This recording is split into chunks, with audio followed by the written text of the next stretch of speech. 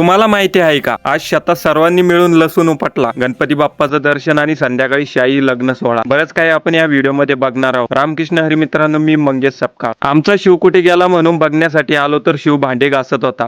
शाबाश बेटा, बहुत बढिया. आणि 1000च्या स्पीडने शेतात आलो. राधिका शिव बसलेले होते, एका बाजूला लसूण काढण्याचं काम चालू होतं. घरातले सर्वजण आम्ही लसूण काढण्यासाठी आलो होतो. नाना, आई, दादा, वहिनी, मी, अश्विनी आणि राधिका. शिव. दुपारची वेळ होती. नानांनी उसाचा रस घेऊन आले होते. पटापट पिऊन टाकला, कारण आम्हाला जायचं होतं भोकरदनला थंब देण्यासाठी. पण शिव मागे लागेन म्हणून अश्विनी सफराच्या मागून येते.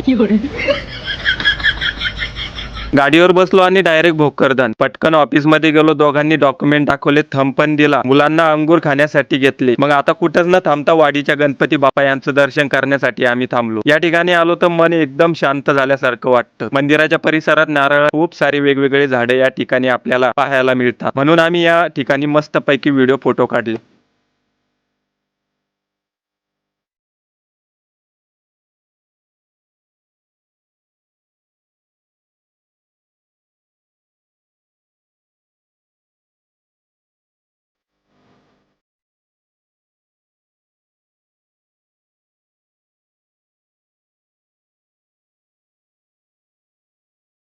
विष्णू शेठ यांचा सकाळीच कॉल येऊन गेला होता की मावळ भावाचं लग्न आहे, गाडी केलेली आहे. गाडीत बसून सर्वजण या. मग आम्ही काय मित्रमंडळ डायरेक्ट लग्नामध्ये पोहोचलो. या ठिकाणी आलो, नजर पुरणार नाही एवढा मोठा शाही मंडप टाकलेला होता. विष्णू शेठ म्हणे, चला पटापट फेटा बांधून घेऊ. सर्वांनी बांधले आणि मग आपला नंबर लागला. भाऊंनी तर मस्त फेटा बांधला राव. मंडपात आलो तर नजर पुरणार नाही एवढ्या लांब स्टेज होतं. ते जाऊ द्या, पण मी कसा दिसतोय ते सांगा बरं का पटकन. क्या बात है सर, क्या बात है सर.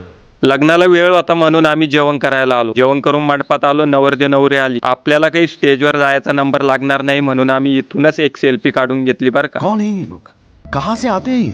चला मग आजच्या व्हिडिओमध्ये आपण बरंच काही बघितलं. व्हिडिओ आवडला तर लाईक, फॉलो करायला विसरू नका.